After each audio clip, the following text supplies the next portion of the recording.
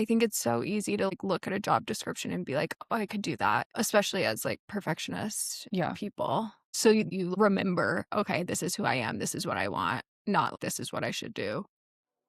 Hey cuties, welcome to the Dark Side of Perfect. I'm your host Maggie, and so far throughout the Dark Side of Perfect, we've been talking about a lot of theoretical ideas of escaping the should trap, how to move forward on your path and try and do what you want to be doing. And a part of that is finding a new job or a new career path and sort of moving forward with looking for a new job or trying to figure out what you want to do. So as we've been talking about this very theoretically, I thought it would be really important to bring in some tangible aspects of the job application process, what finding a career looks like. And so to help us talk about this, I've brought my good friend Katie, who is going to help us to understand the job application process, what's important about it, what you should be doing, what you shouldn't be doing, how to deal with some anxiety stuff. So let's talk about it.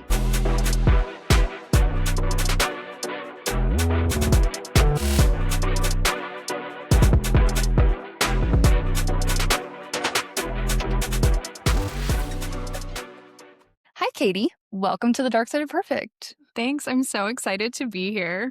Well, we are excited to have you and have you bring some of your wisdom into the job process, which I know can be really daunting.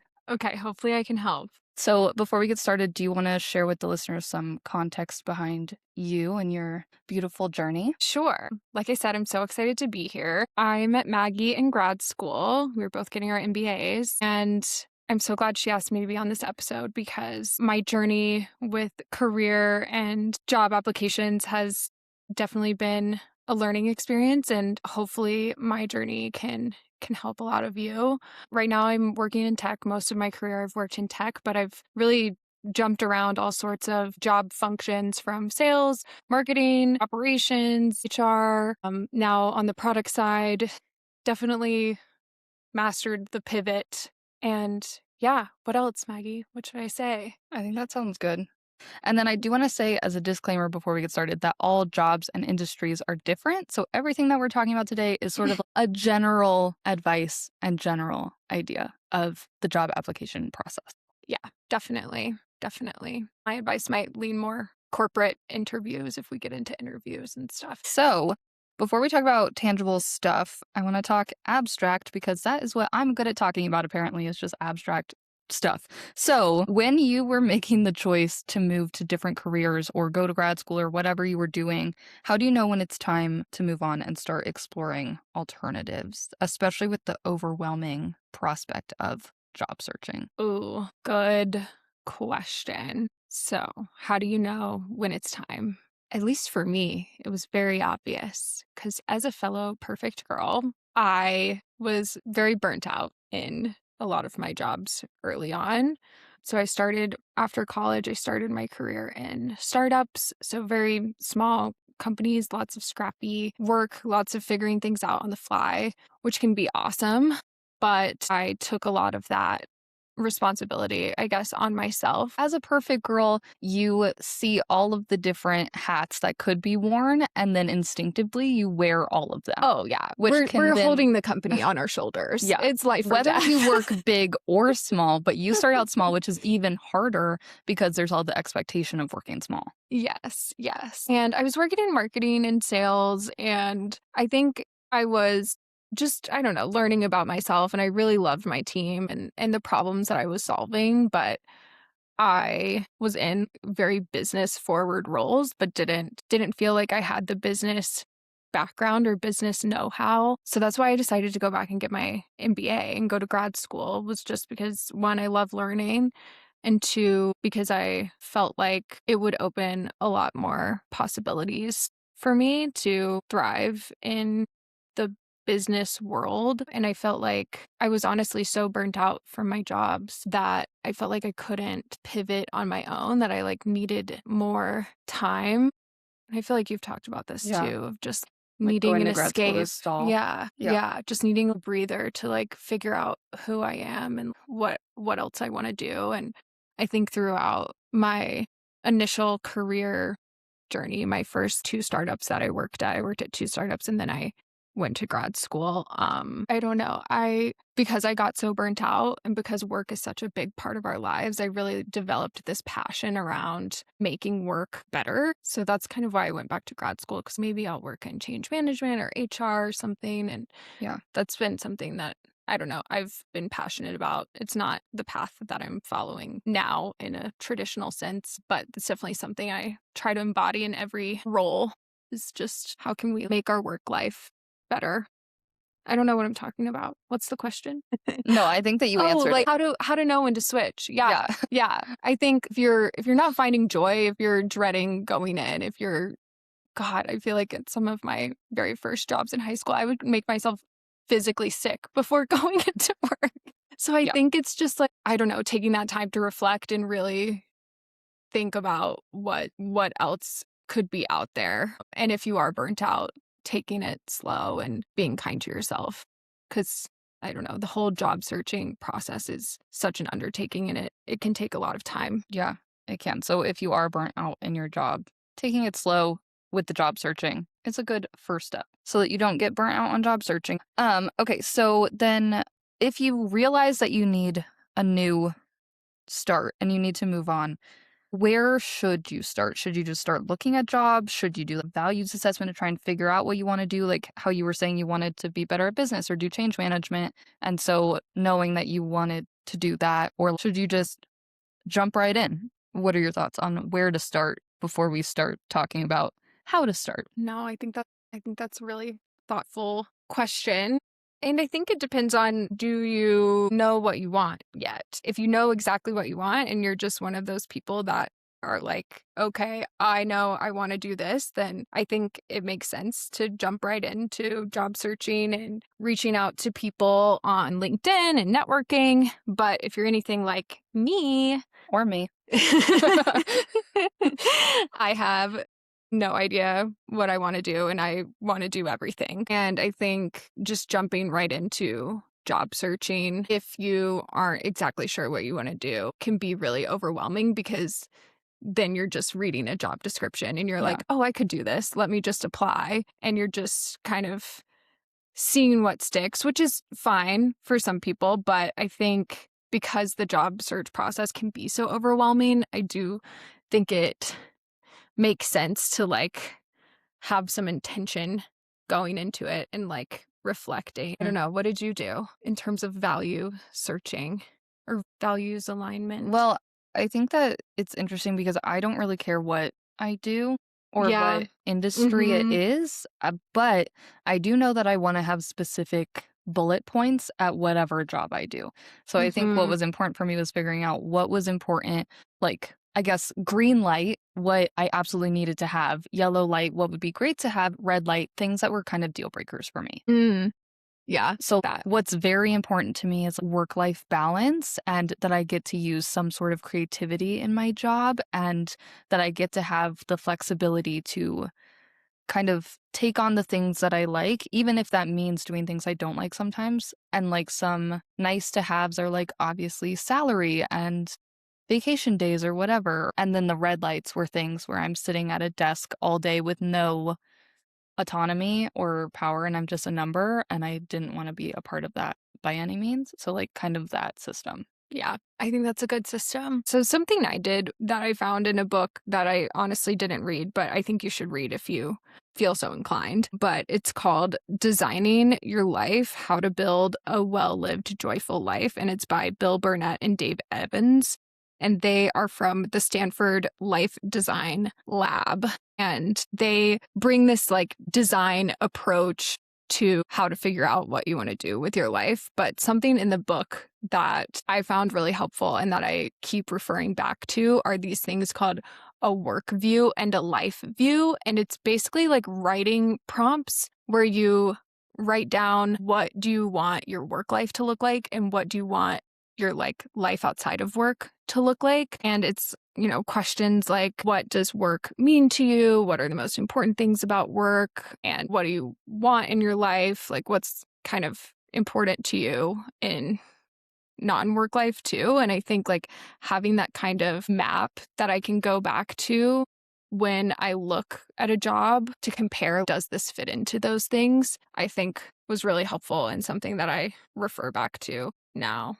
And I think something to build off of that is when you're looking at job descriptions, instead of just being like, oh, I could do that, think, would I really want to do this? And what about the job description is screaming yes to me? And what about it is screaming no to me?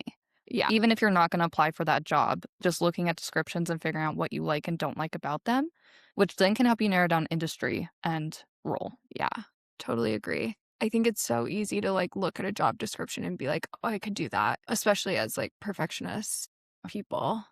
So, like, having some sort of guiding roadmap is helpful so that you remember, okay, this is who I am, this is what I want, not this is what I should do. Yeah.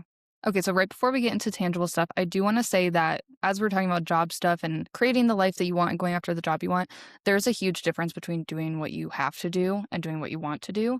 And Yeah. I think using a job that you have to be in to live is a Mm, good way as a stepping stone to get to the life that you want. And so do what makes sense in your life, even if you don't like your job right now, like figure out what works best. yeah, Those are my thoughts definitely. on that. Yeah. Okay, great. So let's start talking about tangible stuff. So I have this split up into a couple of different sections. So the first one is going to be the setup, what to do before you apply. Then we're going to talk about networking, the application process, interviews, and what is next. And we will figure out what fits into the time of this episode talking about those things. So the setup before you apply, I want to talk about resume, LinkedIn, which I know that we talk about a lot in grad school, but I don't know how much it's talked about in real life. So I feel like we should touch on LinkedIn. Yeah. And then how to organize tracking your applications and networking, or if you should or if you shouldn't, and what that looks like. And then if you can think of anything else for the setup, I think that would be helpful. No, this is great. Yeah. I think a good thing to remember with this is that it is always a work in progress. Something that I was noticing was my LinkedIn has to be perfect before I apply to a job. Like, I need to make sure everything's super dialed and I need to read over my resume a million times before I send in a job application. And just knowing that you're always going to want to change something about your resume or your LinkedIn moving forward and getting applications out the door and iterating as you go in the process, I think is something that really worked for me instead of just obsessing over LinkedIn and resumes. Because at the end of the day, those things will get you maybe a foot in the door, but it's not going to be everything. And it's not the biggest part of a job application. So I just want to say that first. Definitely, I think make sure you are quantifying your impact on your resume, using numbers. Yeah, use numbers for sure. And then use like adjectives at the beginning, but don't use the same adjective twice. So, like, organized a new training system instead of, I don't know, set up a training system. Like, try and flounce it a little bit, but then you could be like, Yes. organized a training system which led to a 50% increase in training retention. Wow. That was great. Thank you. It's like I do this for my life. At my current company, we use something called the XYZ method. And it's like all your bullets should be in like this XYZ format, which is I accomplished X by doing Y, which resulted in Z. So that's a good way to make sure you have like the what, the how, and the impact, like all in a bullet. And like when you're crafting your resume, you want to make sure that you put yourself in the hiring manager or the recruiter's shoes so that they can like really picture what you would be, what you've done in the past and how that relates to the current role. So like, I don't know, a few of the first iterations of my resume after this initial job search I was finding my bullet points were like not very specific. So like, don't be afraid to put in some more detail about what your job was so that the person looking at your resume like really understands what you did. But with that being said, resumes should stay a page. For sure. Like industry dependent, obviously. Like if you have a PhD, it might be different, but stay a page. And then you want to have your name big at the top and then everything else within reasonable margins. I would say, I don't know what mine is. Mine are really small margins because I have way too much on my resume. I think that's good. I think it's okay to have a lot on your resume. But when we were in grad school, I talked to a bunch of people about my resume and I had way too much overflowing information about it. And they all told me that there was no room to breathe on my resume. And I don't know how important that is, like really, or if it was just them trying to give me feedback. You know, that's one thing is that everyone's going to have an opinion on how this thing should be done. But I think So, the real yeah, standard is keep it to a page for sure, a and keep page. it legible. So don't have your line spacing way too small so that no one can read anything on it. Yeah. So basically, readability, legibility, and vocabulary are important. An impact. Yeah, totally agree. But I think, like, I don't know, as you're talking to people, everyone's going to have an opinion on this. And I think it's really important to just, stay true to yourself and figure out what works best for you.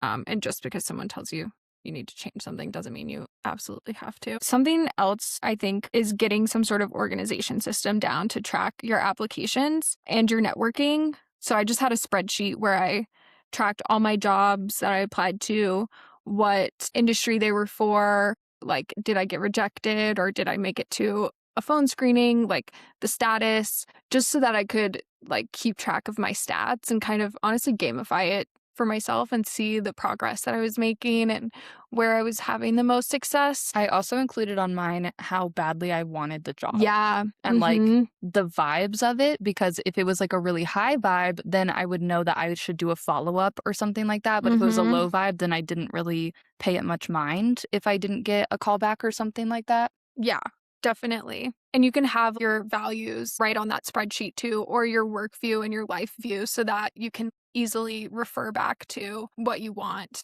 if you get off track and forget. Although if you apply to a lot of jobs, the organization can be overwhelming sometimes, and sometimes you just stop, and I think that's okay too. For sure. For sure. Another tip is always copy the job description into a doc. So I just had a huge Google Doc of all of the job descriptions of every job I applied to, because you never know who's going to call you back. And if you get an interview and you don't know what the job is or you don't remember what the job is, then or they take the link down. Yeah, because that's what happens. They'll take the link down and you're like, wait, what was this job? I have no idea. Yeah. So always make sure to copy it. I think that's like my biggest tip. I think I got that tip from you in grad school, and then I started adding that to my spreadsheet. Yeah. It's like I feel like I had multiple job interviews where I was like, wait, what? Yeah. So yeah, I think those are LinkedIn. I think honestly, once you have your resume in a good spot, I think just put it on your LinkedIn. Yeah. And you want to make sure to have a good profile photo of your face and not of anything crazy or a night out drinking or whatever. Yes. And then put that you're open to work. And yeah, and have a cover photo if you want. I've heard a lot from older people that you should have a cover photo. I don't know how much that really matters, honestly. I think it's a fun way to like show off your personality and what you care about and add a little more pizzazz to something that's like boring. For sure. Because I think it's okay for your LinkedIn to like have some personality. I think in all of this, I think it's okay. I think it's okay show. Too. I think it's like recommend, like, yeah, because show culture who you is are. important. Yeah. And so, yeah. What about posting on LinkedIn? How do you feel about that? I am not a poster. I'm not a poster. Sometimes I'll repost. It stresses me out, and it used to stress me out because I feel like in grad school, they would tell us all the time to like post on LinkedIn and be active on LinkedIn. And I really think, I don't know, Maggie, you talk about like following your natural flows. Right. My flow was not naturally flowing in that and I think that's fine. So I didn't do that. I just did not subscribe to that because I hated it so much. I think the content of your LinkedIn is more important than if you post or not. However, if you are that person where it does come naturally to you, then I think it's great to post. So I really think it just depends on, is it something that fits into your life and schedule? Because I don't know, the people that post on LinkedIn, the algorithm, more people see your name, but it's not 100% necessary. And if it's bringing you a lot of stress, then cut it out. It's not worth it. Yeah. Or just post less. Yeah. So that's my 2 cents there.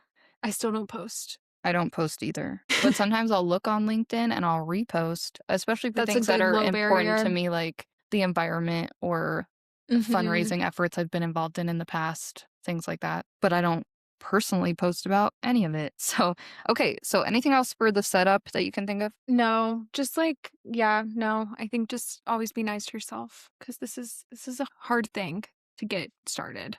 Okay, then I think that's something that goes along with the setup, but isn't necessarily like something that you're doing alone at your desk is networking. And I think that outside of grad school, this is a really daunting thing to think about. And like, do you need to network? What does networking look like? Who am I reaching out to? Why am I even networking? That kind of thing. Yes, I networking has, I feel like, such a bad connotation to it.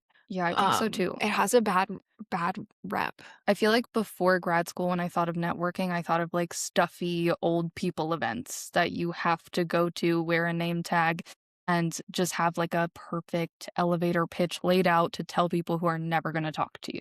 Yeah, yeah.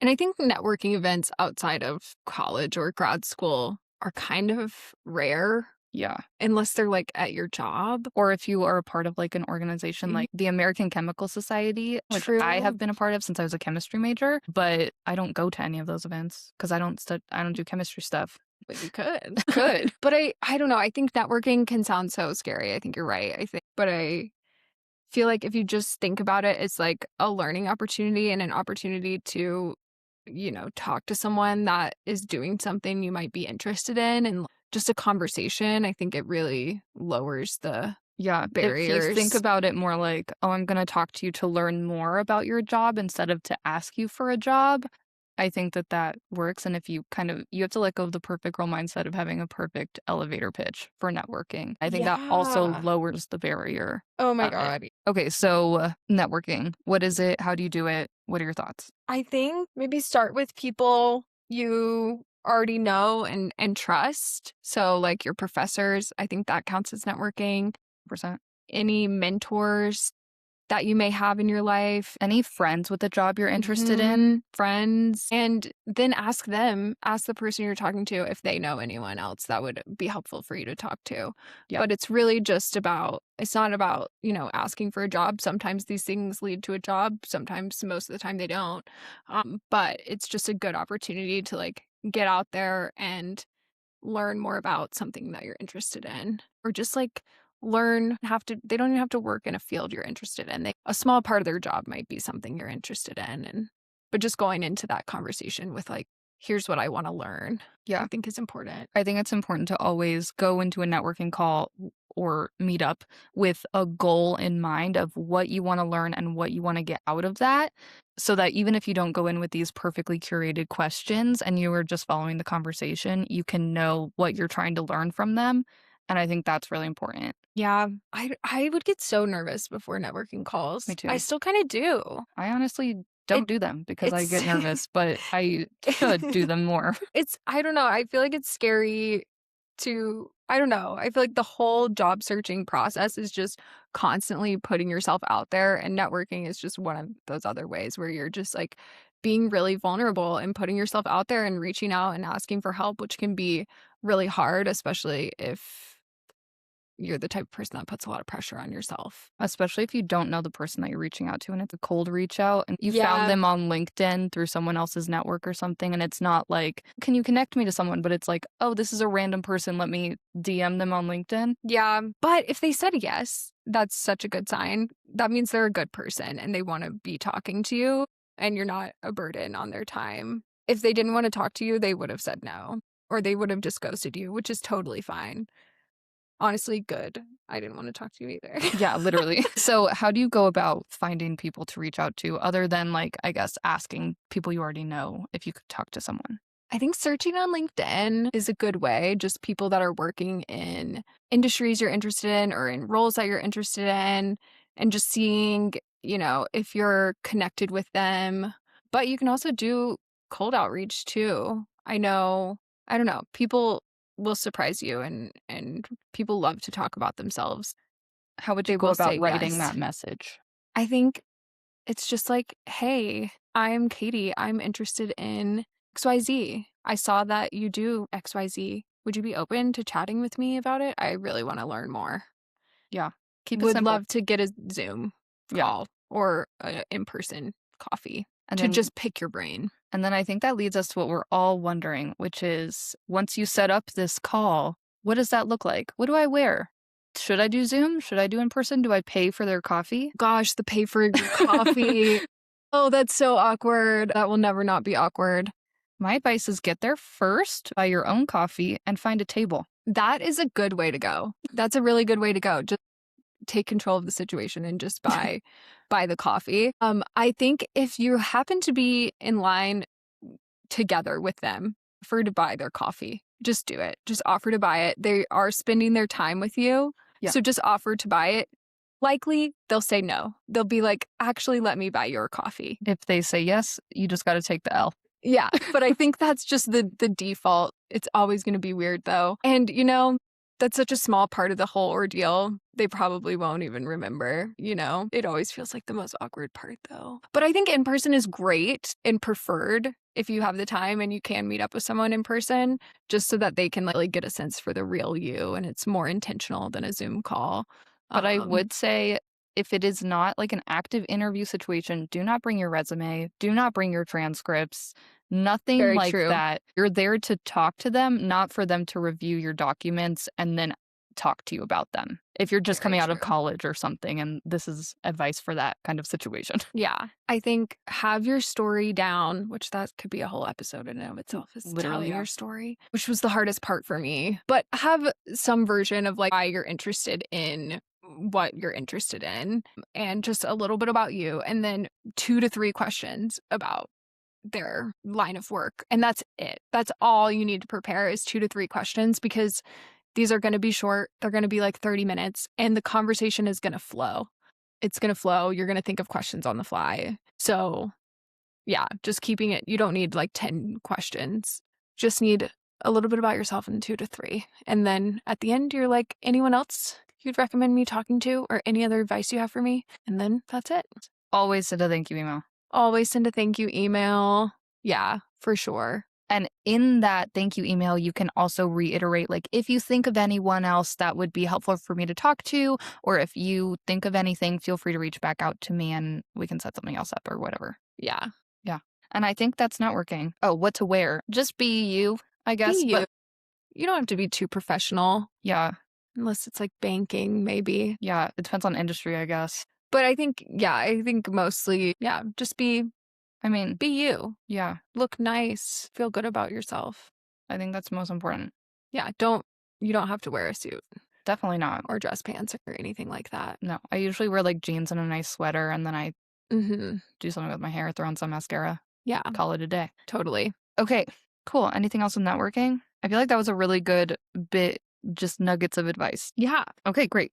So then next, let's talk about the actual application process. You have your resume, you have your LinkedIn done, you have your organization system set up, ready to go. You've talked to a couple of people through networking, and now what are we doing? So I guess like talking about how to find a job, how to find job descriptions, what to not include on an application, follow-ups after regular applications, how many is too many, that kind of thing. Okay. I think in terms of finding jobs, I mostly use LinkedIn, but it really depends on the job you're looking for. I know if you're looking for government jobs, like those have their own job boards, nonprofits have their own job boards. So it really depends on, what kind of jobs you're looking for. But there's a ton of online job boards and I think they're all pretty good. Some of them you do have to subscribe to, but there are free ones. Yeah. So if you just Google sort of what you're looking for plus job board, you'll most likely find one. Yeah. And I think subscribe as a last resort. I think you should be able to find free ones. And setting up job alerts is a good way to find jobs like right as they're posted. But honestly, it's just getting out there and looking. Because I don't know, I feel like sometimes something would be up for like a few days and it's like you hadn't seen it yet. Like I'm like, how do these searches work? I don't know, but just keep searching and adding them to your tracker. Cover letter, that's a we didn't talk about that touchy in the setup. subject. I think cover letter is optional, but if it's a job you really care about and it really aligns with your values and what you're looking for, I think doing a cover letter makes sense. If it's a job maybe you don't really care about that much, then a cover letter is maybe not necessary. Because a cover letter is another one of those things that you're going to look at for hours and want to change a billion times. Yeah. What I do is I have a template of like, okay, girl, you're going to write this, then this, then this, and then you're going to write sincerely and you're going to call it a day. And then I just fill in that based on the job description. Yeah. Yeah. But experiment. Put it in your tracker. see, are you getting emails back or interviews for ones that you do include a cover letter for? If so, maybe do the cover letter on more. So it's really just that experimentation and just tailoring. What I do for jobs is I copy a copy of my resume for every job. So I tailor it somewhat. I change the executive summary at least for every single job. And then sometimes I'll change my titles because Yeah. all of my titles are kind of subjective in all the jobs I've had. Yeah. So I'll change the titles to be in line with the job. Like if I'm applying for event planner, then I'll change some of my title to event planner. But if I'm applying for project management, I'll change it to project lead. Yeah, that's a great tip. But yeah, definitely copy a new copy. I put it in a new folder, and then I would just save the resume as a PDF and then edit out the company name of the title. So it just said Katie resume, because you don't want to you want to keep your resume title in the application, the file name really clean. That's very specific, but I always think do that's a good PDF. tip. Always do a PDF. Always keep the file name clean. Yeah. Name and First name, last name, resume. resume. Yep. Yeah. And then it's easy for them to find, search, whatever they need to do. Not like first name, last name, company name, date, version 1. Yeah. That's too much. Yeah, too much. You got to think about it from their perspective. Definitely follow up after you apply. I think that makes sense. Again, if it's a job you really care about, maybe you find some people on LinkedIn and reach out and let them know that you applied and if they'd be open to having a conversation. And sometimes they say no. You just have Sometimes to they say no. You just have to take that. And that's fine. Move on. That's okay. How many is too many? I think it just depends on your capacity, and everyone's different. Took the approach of only applying to ones that I really, really cared about. Other people in our grad program would just apply to everything. Yeah. So, I also only apply to things I really care about. Yeah. Which is honestly kind of harder for the rejection aspect that we're going to talk about in a minute, but that does make it harder because you're more invested. Yeah. But it's also a more streamlined approach. Yeah. I think if you're not remembering what you're applying for, then maybe it's too many. And again, experiment. One more tip I have is apply as soon as you can. Don't wait to keep perfecting your resume. Go ahead and get the application in. Don't wait 5 days to put your application in if you're just tweaking and perfecting. Like, go ahead and send it in. Yeah, I would agree with that. Yeah, because these people are hiring quickly. So okay, so for our next one, which is interview, which would come after you've submitted everything, you've done all of the checking, you get a call back, maybe you have a phone screening, and then you're going to do an interview. I feel like we could do a whole episode on this, so we're going to run through it very quickly so that this episode is not 2 hours long. We could do a whole one on this. Maybe we should. Yeah. Maybe we'll do a follow-up on interviews specifically. So this is basically a crash course on interviews, an overview of what you need to, I guess, kind of prepare for an interview. So yeah, let's talk about that. What to prep and how to interview. The crash course. Go for it, Katie. Oh my goodness. Throw it out there.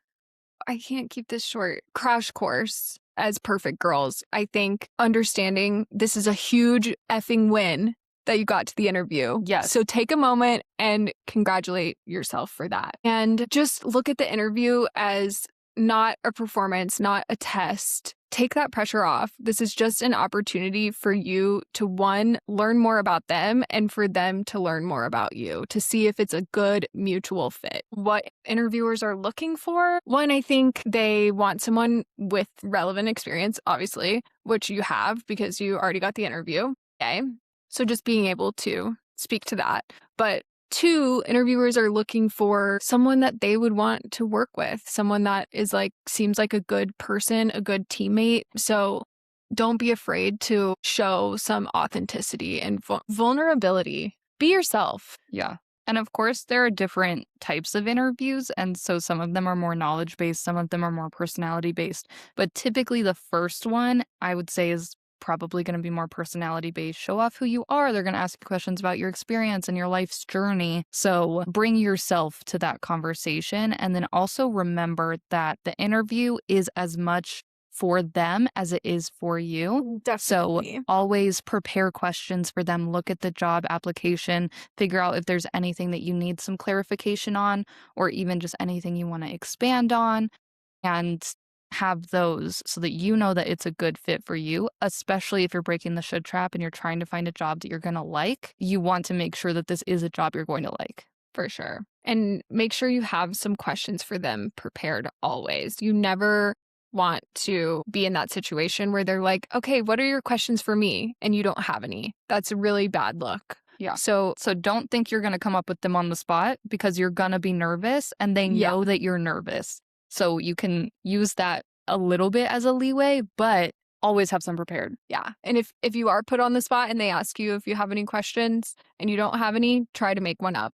Because saying no, I don't have any questions just makes it seem like you're not interested in the role. I think on that note, it's also always okay to take a minute to collect your thoughts. Sure. And I think that they even respect it a little bit. So if they ask a question that you weren't expecting, weren't prepared to answer, I think it's okay to be like, that's a really good question. Let me think about it for just a second. And then pause, take a minute, think about it, and then answer the question. Yeah, I think that's such a good tip that people forget about. Another one is if you find yourself rambling, I think it's okay to be like, sorry, I'm going off on a tangent here. Let me get this back on track, and like kind of redirect your own thoughts. I think people really appreciate that too.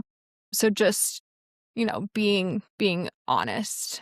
And then I think the main things that we learned in grad school, how to, I guess, prepare, is to always have a tell me about yourself story ready. Even if they don't ask that question, it'll be important. And I've never not been asked that question. So I don't know. That's definitely going to be asked. But when it comes to tell me about yourself, I think it's easy to be like, I have a 3-year-old puppy named Otis, and he just learned how to, I don't know, pee outside. And blah, blah, blah, blah, blah, and go on your whole life story. You want to keep it relevant. So, hi, my name is Maggie. I started off in college with a degree in chemistry and also environmental economics and blah, blah, blah. Here's all the things that I've been doing relevant to that. I went and I got my MBA. Here's some of the roles I've been doing since I graduated. And that is why I'm here today, because I really want to explore more of these ideas. Yes. Yeah. Tell me about yourself is always a given, and keep it like 2 minutes tops. Yeah. And practice. If you're going to practice anything, practice tell me about yourself. Stand in front of the mirror and say your little elevator pitch. Oh, it's so cringy, but practicing is the only way. I hate it. To do it. It's so cringe, but it And works. then the other thing to practice/prepare is some STAR stories. What does that stand for? Situation, task, action, result. And these should also be like 2 to 3 minutes. Yeah. So like, tell me a time when you and your coworker got in a fight and how you handled it. So you want to tell the situation of what the fight was about, how it started, the action you took to result that, and then the result of that action. Yes. Yeah. So like the S and the T are really, the situation, task are really setting up the context so that your interviewer really understands what's going on. And then you'll want to have 3 to 5 things that you specifically did, not your team, but you. Use I language here. It's okay to brag about yourself. It's actually the whole point of this is to brag about yourself. And then the result. So again, what was the actual result? I feel like people forget about the result. So when you're practicing, make sure you're thinking, okay, what was the impact here? And am I saying the team made the impact, or am I saying I made the impact? Because you want to say I, or else the interviewer won't know who made the impact. Yeah. And what actually happened. What actually happened. Because they want to know that you can have results and that what you bring to the team based on that question. And also they're thinking about your thought process kind of during these questions. So having a very organized STAR story, even if you weren't expecting, like if you didn't prepare for the exact question they asked, having that organization will show how you think through questions, which is a huge element to having a job and how you're going to think through problems on the team. So I think make sure to vocalize that thinking process. So especially during case interviews or system design interviews, if you get to those stages, they don't care if you can figure out the math problem. They care about how you think about the math problem. Mm-hmm. Yeah. So yeah, in your story, be like, I thought about doing these 3 things, but I didn't have the time to do option A. So I ended up doing option B, but option B didn't work. So I ended up doing option C. So really going into that detail, how you thought about it and bringing in those human elements, I think, in the STAR story. So you're not so robotic is helpful. Okay. Whew. That was our crash course on interviews. We could talk about this all day. We could. Always follow up. Always send a thank you. Follow up. And If you don't have their email, message the recruiter and be like, can you pass along this thank you? That is such a good look. No questions. Like, always send a follow-up, or at least try to send one through the recruiter, or guess their email, or reach out on LinkedIn, something. It's never going to be, it could be a negative on you, but it will never look bad on sending a follow-up email. Does that make sense? Not sending. Yeah, not sending one is worse than sending one. Yes. In every situation. Yes. And then also, if you send that follow-up of, hi, thank you so much. I was really excited to learn about your company and the XYZ things. And I'm really excited to learn more and talk further about this. And then if they told you, always ask for next steps in the interview and when you're going to hear back. But if they told you they're going to get back to you by the middle of next month and you don't hear back, then you can always be like, hey, I'm just following up on our interview once again, and just keep the same email thread going. Yeah, I think following up is totally fine. If it's been a week and you haven't heard anything, definitely follow up. Same with networking. If someone didn't reply to you the first time, go ahead and reach back out. People are busy. This is your time to really, what am I trying to say? Advocate for yourself. Advocate for yourself. Yeah. And reach out again. Yeah. Double text. It's fine. It's not risky. Yeah. It's time to be the squeaky wheel. Yeah. Okay, so to kind of close out our crash course on the job process, I want to go back to abstract a little bit and talk about dealing with rejection as a perfect girl when you apply for a job that you were really excited about, you don't get an interview, or you do interview and you don't get the job, and then also how to deal with acceptance and making sure that you do actually want this job and being okay turning it down if you don't, or how to accept it. Boy, it's so much rejection. It's so much rejection and so It's hard. honestly a good practice for rejection. It is. It is a good practice. I think job searching, like I said earlier, it's a lot of putting yourself out there, and it can be really, really draining.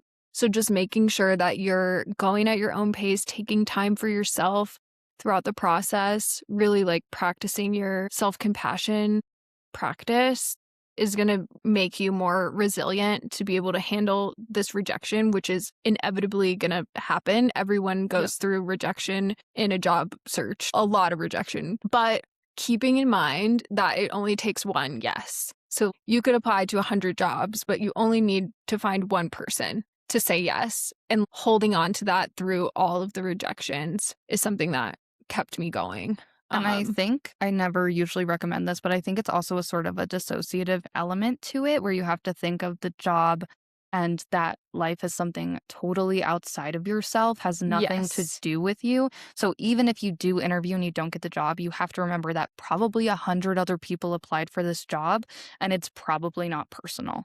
Yeah, there's so much outside of our control in the process. Sometimes they already have an internal candidate, or I hate that. It's so annoying. And yeah, it's a lot of timing, but only one yes. It was my mantra. Yeah. Okay. And then how to deal with acceptance. You get the call. They say, we would love to offer you this job for XYZ amount, whatever. Then you're elated and you're thrilled. How do you deal with that? I don't know. I feel like it's so easy to get too excited and then be like, well, yeah, I do want that job. Thank you so much for offering it to me. Signed, sealed, delivered. Mm-hmm. I think it's important to just keep in mind those values. Like, are you in a point in your life where you just need to take this job? That's totally fine. But if you do have some wiggle room, maybe you're working a current job or you have some money saved up and you're really not excited about the job, then I think it's important to listen to that gut feeling, because this is such an important decision in our lives. And when we say gut feeling, we mean your actual gut feeling, not thinking about all of the negatives that come with having a job and applying that to a job that you don't even know what it's going to look like yet. Yeah.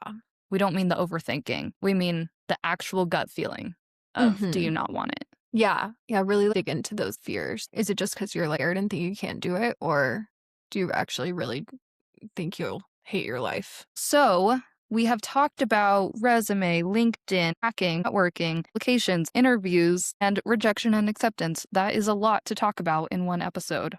It is. It's a lot. Do you have any last advice or anything that you want to say to the listeners before we close up about this topic? I think my last word of advice is, again, just be nice to yourself. And this is such a hard process, but you got this, and just it only takes one yes. Cool. Well, thank you so much, Katie, for being on the podcast. Thanks. That was so fun. And thank you so much for listening to this episode. I hope that you learned something about the job application process and some of the career stuff that we were talking about resonated with you. If you have any questions, I feel like I never say this at the end, but if you actually have any questions about the job process, or if you want us to dig deeper on any of these elements, we could probably do 100 episodes on this alone. So let me know and we can figure out a follow-up or do something else to dig deeper into some of these aspects of the job process, or even talking about what comes next. You wouldn't mind following and rating the podcast. Any interaction really does help. Leaving a comment on how you feel about this, where you are in your job process, things like that. If you would like to follow the Dark Side's Instagram, it is darksideofperfect.pod. That is darksideofperfect, period, P-O-D. I hope you're finding joy wherever you are today, and I hope that you are making the best choices that you can in your life today. Sincerely, some fellow perfect girls, and we will see you next time.